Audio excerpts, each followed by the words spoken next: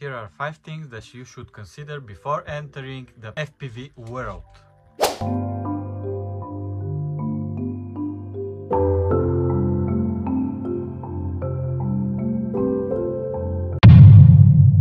Mother Nature can be both a friend and a foe to you guys. Mostly a foe. Because, I mean, if you live in UK, you must know that most of the times the weather is shit. Before joining the FPV community, you have to consider there is a steep learning curve. You have to spend hours or months or even years learning all the ins and outs of the FPV droning. So you have to consider that if you are willing to put the effort to fly a drone. And on top of that, you have to think about the updates that are coming every single month. It's just crazy how much learning you have to do in order to fly a drone.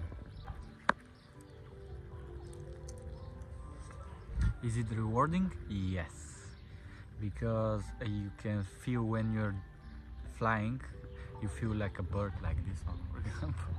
And yeah, it's just amazing. I can't explain the experience. Only when you do it, you can see what it does. The other thing you have to think about is the time that you spend. You have to spend a lot of time for traveling from one place to another in order to take all the flights. Then you have to count all the batteries that you have to charge, and for me one battery takes around 1 hour. No, it's less, 30 minutes, 40 minutes to recharge. It is time consuming because of how much time you spend trying to troubleshoot all the issues that you've got.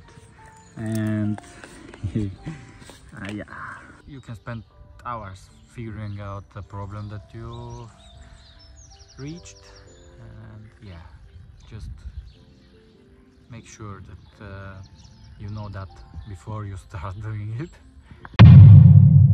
It is expensive indeed, and that's without counting all the crashes that you're gonna do, and trust me, you are gonna do a lot of crashes and then repairs, and you have to spend the money for all the parts.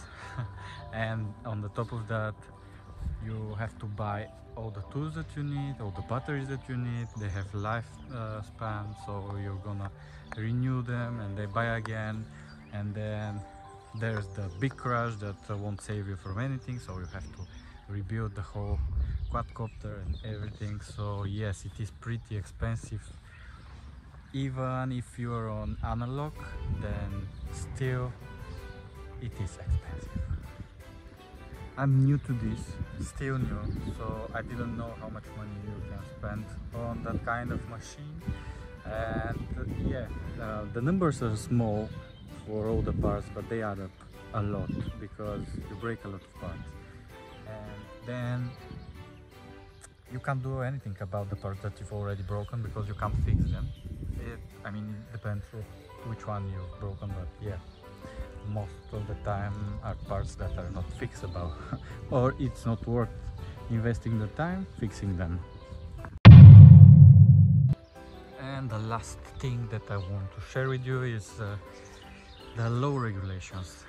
You have to make sure that you know that what you are doing. You have to take all the exams and pass all licenses, and then you're ready to go.